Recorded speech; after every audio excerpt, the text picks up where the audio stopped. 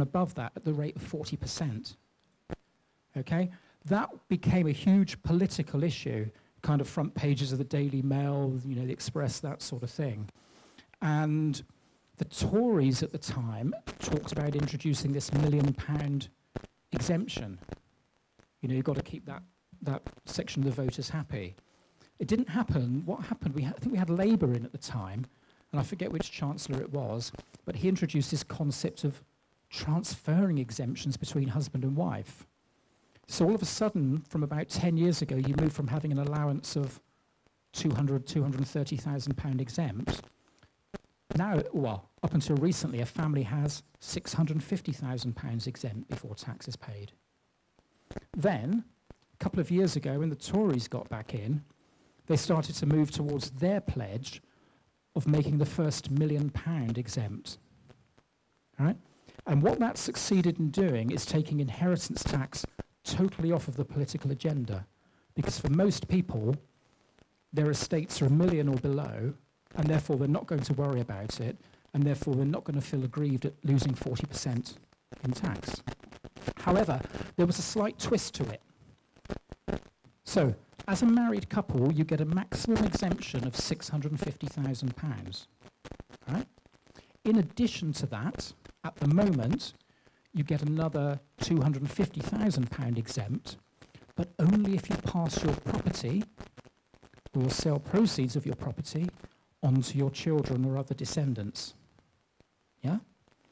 So we can see here then that if you're in a situation where you're going to say husband, wife, 2 children, husband and wife have died and they're passing it down to their children, you're going to get £900,000 exempt because you get this extra allowance where you get this extra tax-free money.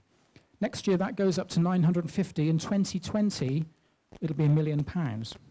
Now where you don't get this allowance, okay, is if you are living together in a step relationship, those stepchildren don't get it. If you are living together as siblings who have lived together for many, many years, so there was a classic inheritance tax case from a few years ago about 2 sisters who lived together in a cottage. Yeah? When one died, they naturally wanted to leave their share to their sister so she could carry on living there. The cottage was nice, and unfortunately, because of that, it was subject to inheritance tax. Because inheritance tax was payable, the cottage had to be sold, so the other sister had to move on. Yeah? So one of the things to remember here then is that you only get the maximum inheritance tax allowances if your house or your sale proceeds of your house is going to descendants. If it's going in any other way, siblings, friends, what have you, you don't get that extra allowance. So I think the takeaway point here then is that inheritance tax is payable if your estate is over 650,000 or £1 million, depending on what your circumstances are. As soon as you go over that, inheritance tax is payable at the rate of 40%. So it's quite a lot. You know, it's a deeply unpopular tax, but, you know, it's been there for what, 30-odd years now. I can't see it changing for some time. So, if your estate, this is another takeaway point to remember here, if your estate is greater than £650,000 between a couple and you have children, you need to make sure that the property or the sale proceeds is passing to those children to get the extra allowance. Now, if you're not in that situation, you don't need to worry about it.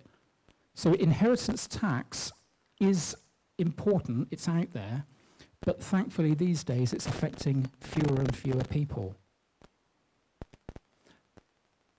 Okay, now on to the next subject then. Trusts. Has anybody come across trusts? Yeah? Good. Okay, now, here's an interesting story to start with. I'll keep an eye on the clock as well, otherwise I'll ramble on too much. I've got a couple who live in Blackpool, okay? And in Blackpool, properties are much lower in price than they are down here, all right? you'll get a 2 or 3 bedroom Victorian terrace for like £120,000. Right? Now, this couple are elderly, and let's pick one at random. The husband is sad affected by an age onset condition. Okay? Let's say he's affected by Alzheimer's. His wife is concerned that if she should die first and then he needs long-term care, what's going to happen? Going to have to sell the house, and it's all going to go in care costs. What does a private nursing home cost? 50,000 a year? Yeah? About that? Yeah. Well, so if you've got a house, I'm just using this as an example to demonstrate the point. We've got a house that, let's say it's worth, keep the sums easy, £150,000. The wife dies, and it all passes to the husband. He's now worth £150,000, yeah? He needs long-term care. He's moving into a care home. The house has been sold. He's now got £150,000 in the bank. What happens? He's a private payer. So that £150,000 is going down to 100, going down to 50, going down to, what's it, 23,000? Yeah? So you can see over a period of 2 to 3 years how an estate can be decimated and how there can be very, very little to pass on to the children. Yeah? Now, had that couple used a trust in their will, they could have ring-fenced half of it. So, what happens here is that who is it who died first? The wife, wasn't it? So the wife has died first, and instead of her passing her estate directly to her husband, she's put it into trust for him. He can carry on living there, like I mentioned a little earlier on, yeah? He can carry on living there, and on his death, the capital of her share will pass to the children. But because it's held in trust, it cannot be factored in for care costs. Yeah? So using my easy sums here, using the £150,000, she's ring-fenced £75,000 of value. You've got £75,000 in here. He's only paying for 1 year of nursing care. So in that situation, those kids are going to get £100,000 out of 150, compared with, what was it, 23,000 out of 150? So for older people, and for older people who are concerned about the impact of the cost of care, you know, I mean, the cost of care is a huge thing, isn't it? I mean, it's not going to get any better, is it? You know, I don't think anybody's got any answers to it. So if we have an older couple who are concerned about the impact of the cost of care, the answer is often to A, hold their property as tenants in common. Do you remember that bit about I've got my half and you've got your half? And then use the will to create what's called, well, interest in possession. It's called a life interest trust. And I'll give my wife, my husband, a right to live in the property for the rest of their days. Because they've only got a right to live there, yeah? The capital amount, the value, will never be assessed. So those children are always going to get the whole of mum's estate and that residual part of dad's estate. So again, another little takeaway point there is if you know people in that position, that's a really, really effective way of dealing with things. Another type of trust that's out there, which some people may have come across, which has its uses, is what's called a discretionary trust. Has anybody come across that? Yeah? Good, good, good. Okay, on the next slide. Oh, was that the previous one? Maybe the one after that. Yeah, here we go. Now, imagine this as a situation. I've died, and in my will, I don't pass my estate to my daughter. I'm passing it to a couple of people I've chosen who are trustees. Yeah? And I've asked those trustees to deal with it in the way that I've asked them to. I've given them the pot of money and said, you've got discretion to pay this to certain beneficiaries, that group of people, when and how you want. But I want you to try and respect my wishes and try and carry out what I'd envisaged in the first place. You've got a group of trustees, they look after the money. Your beneficiaries are the people who potentially receive the estate. So let's say mum and dad make a will. They choose some friends as trustees, or they could choose a professional if they wanted, and their children are the beneficiaries. The trustees choose who gets what. Now this might seem quite horrifying. Why would anybody do this? Yeah? You know, the parents have died and they can't see that their children are going to get anything from it. Well, if we move on to the next slide,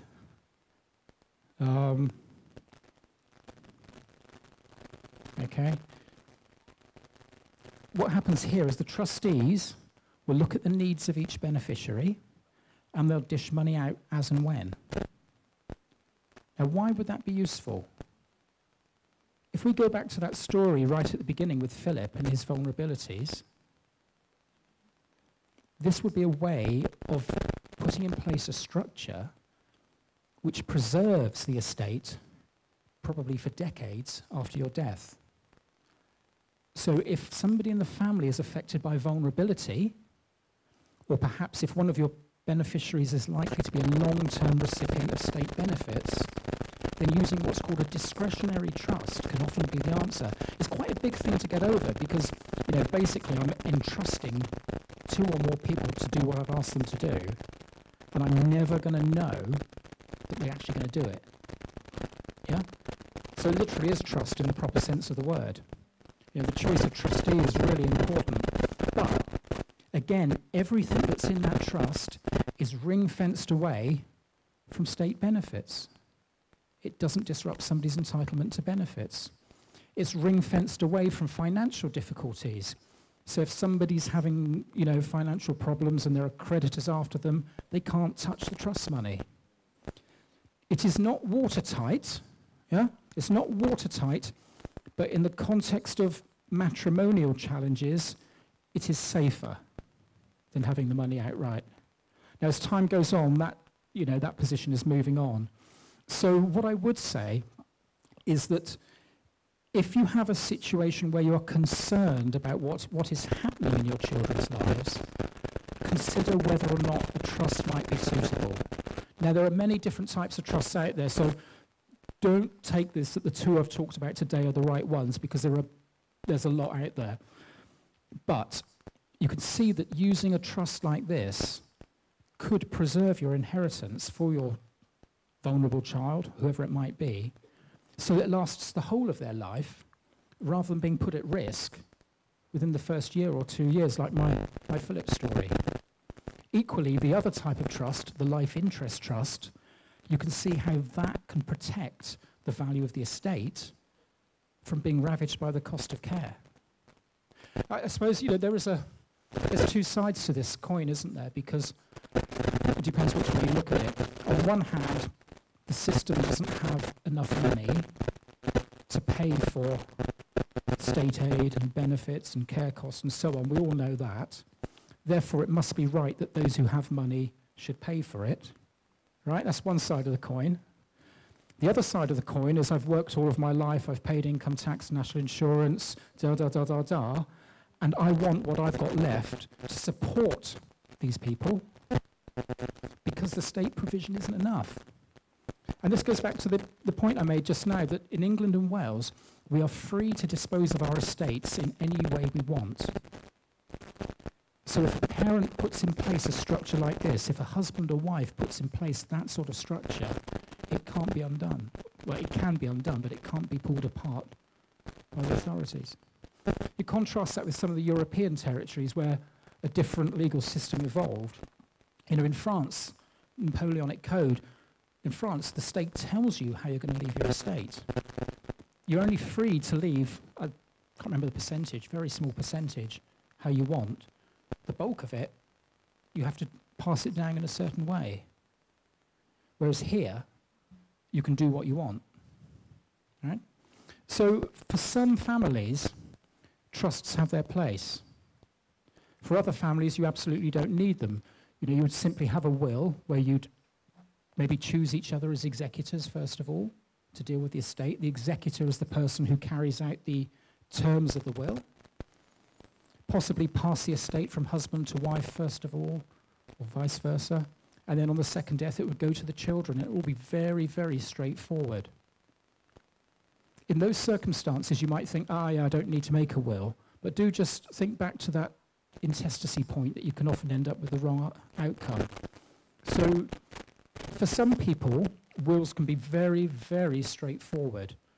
You just need to think about what you want to happen and you just put it in place.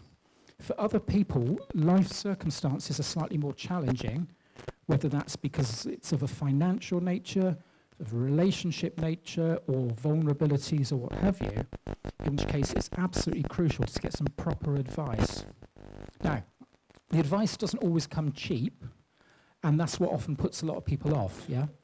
And I kind of get that, but what I would say is that it is better to take advice and look at the cost in context with the value of the estate, rather than looking at the cost in context with a month's earnings or week's earnings, It's what we're dealing with here are actually quite large numbers, and it's very easy for it to go wrong. So if you feel that you're in that slightly more complex zone, do take proper advice. On the next slide, I think I've run on a couple. Yeah. So look, here we are. Just on these discretionary trusts. Look, creditors can't get hold of it. If a beneficiary goes bankrupt, can't get hold of it. And we'll cover these other ones off here.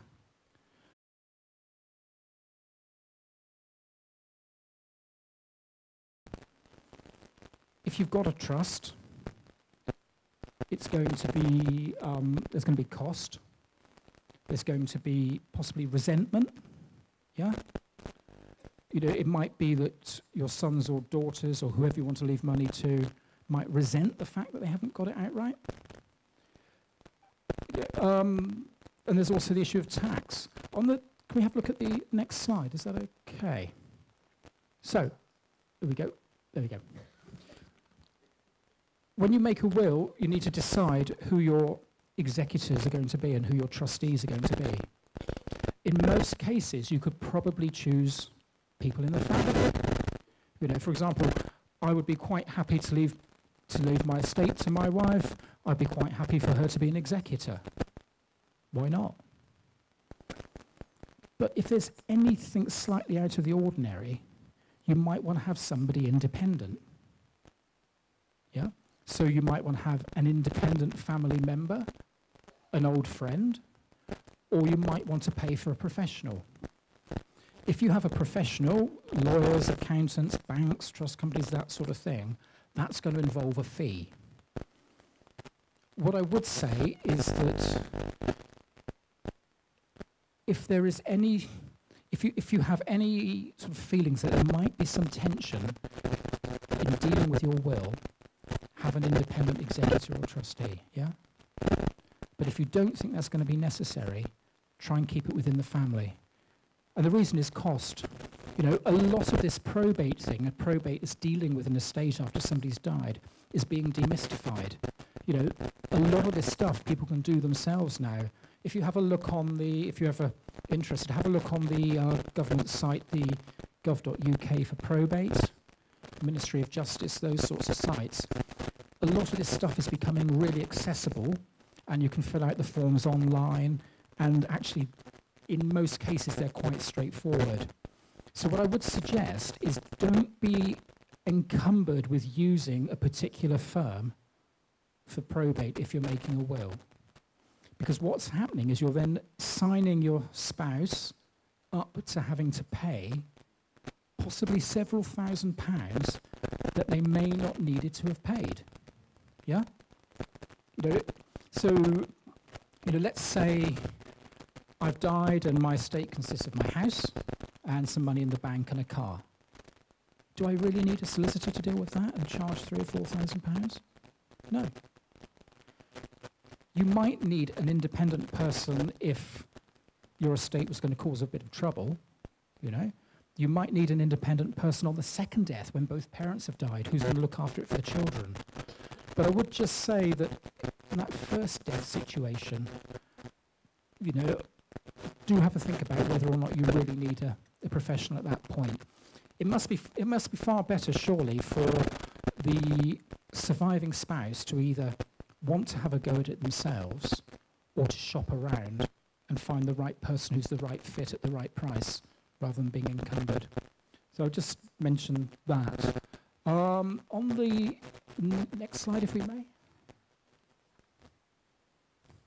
Yeah, look, these are characteristics that having an executor will need to have. Understanding, prudence, empathy, and resolve. So you've got to get the right people. Now, what else goes into a will? Funeral wishes. Yeah? Now, if you put funeral wishes in a will, it's not binding, okay? It's not binding. However, it can be a good way of conveying your wishes if you've got particular views. Now, in most family situations, families tend to know what people want, or some people may, for example, had a prepaid plan. But there are those who have particular views. So, for example, some of the wills I've done over the years where people have insisted on, people turning up in certain colour shirts or specific tunes being played, or, I wish to be buried next to X, Y, and Z in plot 53. So if you have specific views on a funeral, although it's not binding, a will is a good place in which to put them, because then people know. So you've chosen your executors, you've put in your funeral wishes, we've chosen our guardians for our children, we've chosen some trustees to look after the children's money. What else goes into a will? Well, some people choose to leave legacies of fixed amount, cash items, and they sometimes leave that to godchildren, friends, siblings, and so on. Some people choose to leave legacies to charities. That's a really, really important line for charities. The money that you leave to charity is not subject to inheritance tax. Moreover, if you leave 10% of your estate to charity, and your estate is subject to inheritance tax, the rate of tax drops from 40% to 36%. Now, these might all seem like numbers, but it's quite important because basically what it does is it reduces the effect of giving 10% of your estate to charity on the other beneficiaries because they're paying far lower tax. Obviously, the numbers work out slightly different for everybody, but again, if you're minded to give money to charity, do remember that 10% figure because it can bring the tax bill down quite a bit. Okay? On to the next slide, if we may. Now, I'm conscious of the time because I need to finish at 9, don't I?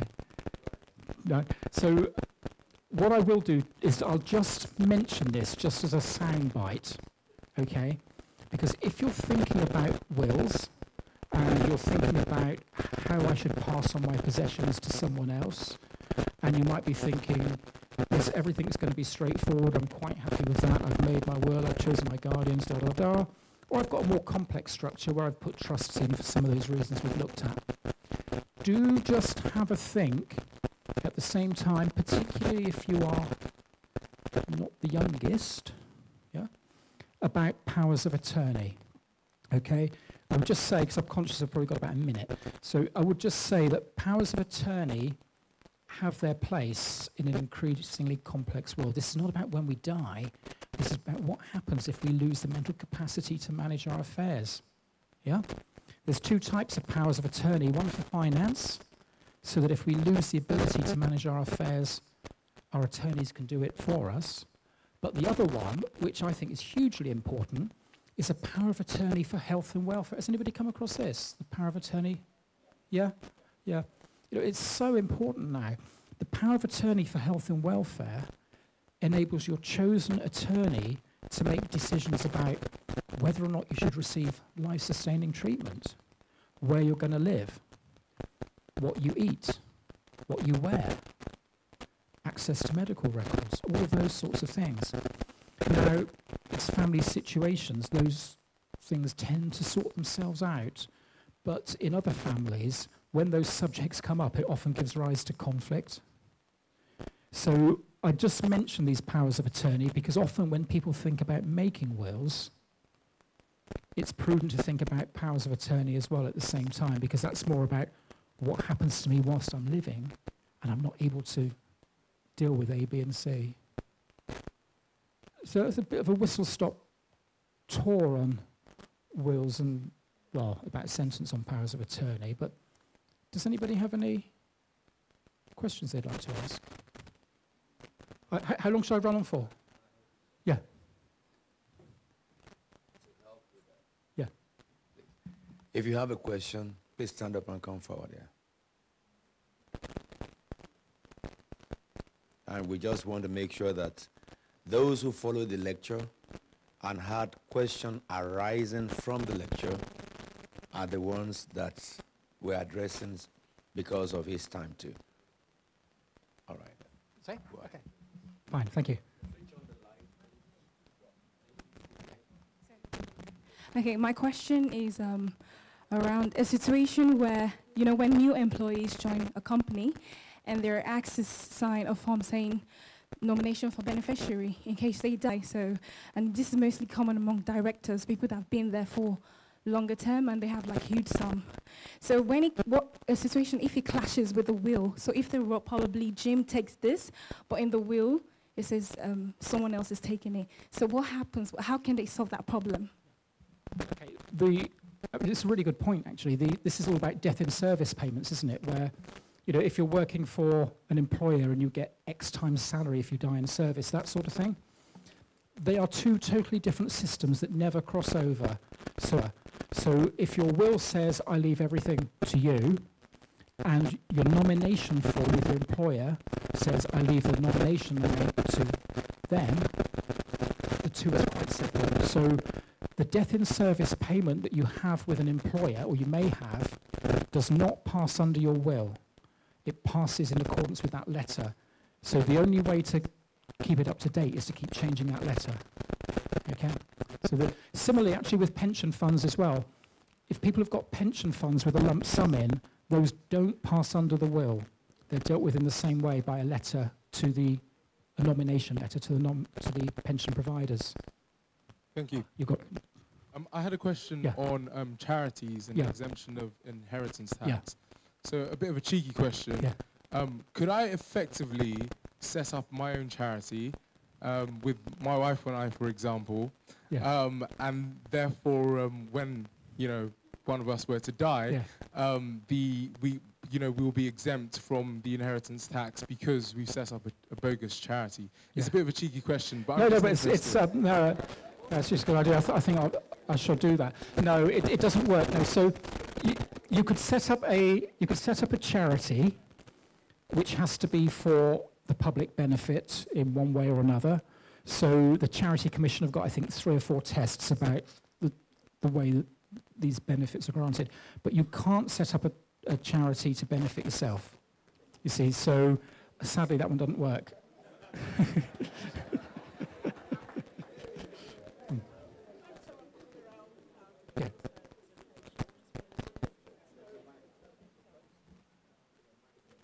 Do you want this one? Thank you for the presentation and for enlightening us on how to make a will.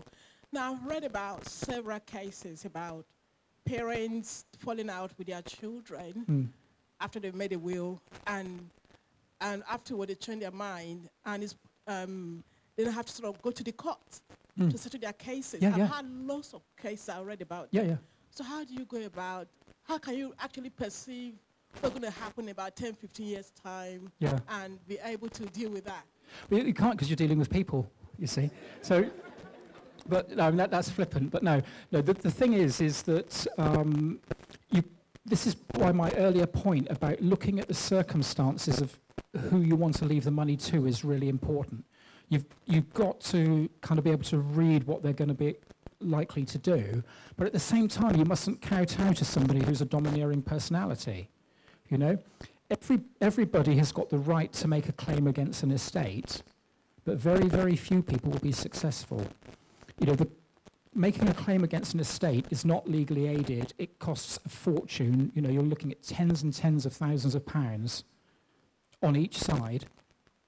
And generally speaking, apart from the, you know, obviously there are a huge number of really genuine cases, but the ones we tend to hear about are where personalities have clashed right from the beginning to right from the end. And if you want my honest view, I don't think there's anything that, because what you're dealing with is a personality type, isn't it? And those sorts of people will always follow that route. So the only way you can do it is to be fair and be reasonable. You know, so you're not obliged to leave anything to anyone, but if I'm maintaining someone, then obviously I need to leave them something. You know, there are requirements for making a will as well, and this is important, you see. So, you know, has the will been witnessed properly? Have I signed it properly? Have I got sound mind when I was doing it, etc.? Was I under any undue influence? All of these things help rebut those difficulties. But at the end of the day, I think personalities will always be what they are, and you're always going to get a few like that. But I wouldn't count out of them. Sorry. Yeah. Yes, thank you very much for your presentation. My question is around the estate. You mentioned property, you mentioned money in the bank, and assets such as vehicles. My question is, for most people who now maybe have businesses that are theirs, as well as their day-to-day job or stocks, shares, and other interests, they don't have a will. For example, they're married, they don't have a will, and they pass on. How do those businesses, say, for example, they're sole traders, how do those move, or how do those pass into the family? Yeah, so if you've got, say, a sole trader, let's say you've got a painter and decorator who runs a sole trader business, he dies, that business will pass to his beneficiary under his will, right? It may be likely in those circumstances that business is wound up because it's a one-person venture and there isn't very much residual factor there. However, if you've got, you know, a business with a number of people working there, then your shares in that business, as with everything else, are going to go to that whichever beneficiary you choose. So again, if you've got business interests, the first question is this business likely to continue after my death, or is it going to be wound up? And if it's likely to continue, then you really need to think about who's going to end up with that business and whether it's right that they should have control over it. Because it could be in some circumstances, but in others, you know, it might be an absolute disaster. Does that answer the question? Yeah. Right. Quick question. Yeah. Where is the best place to store a will? Right. Now, with will storage in England, there is no formal register. There's no obligation to register them anywhere. I think there is in Scotland and there is in a few other countries, but in England there isn't. There is a voluntary register. They charge a fee. I'm ambivalent as to whether or not that's worthwhile. The important point is that people need to know where it is. I wouldn't recommend leaving it at home, right? Because I think, you know, apart from flood, fire, and, you know, I've had wills come back where 4-year-olds have written, "I love you, Mum," on it, and that sort of stuff. But you've also got the potential for somebody to see it beforehand and, you know, it goes missing. So it is better to have it looked after by someone, maybe in the bank, maybe with a solicitor or whoever. What I would just say is that if you make a will and somebody says, "I'll charge you £20 or £30 a month to look after it," do think very carefully about that. It's not necessary to pay that sort of money. You know, that's kind of preying on a vulnerability in the market. So do have the will stored safely somewhere. Don't pay through the roof for it, but make sure people know where it is, okay? Some people leave it at home, but it worries me, that does. It worries me.